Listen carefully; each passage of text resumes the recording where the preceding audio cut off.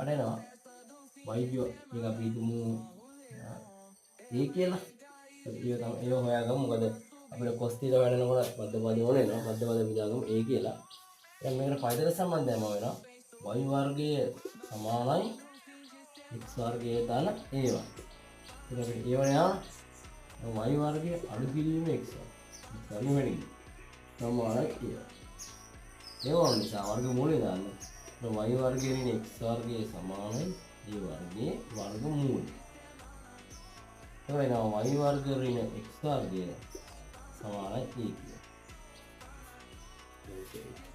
එහෙනම් ඒ හොයාගත්තා නම් අපිට කියනවා cos θ කියලා හොයන්න. cos θ කියන්නේ මධ්‍යපාදී විදීම කන. මධ්‍යපාදී විදීම මධ්‍යපාදී වෙනවා y වර්ග ඍණ x වර්ගය a වර්ග මූලය බෙදීම කර්ණේ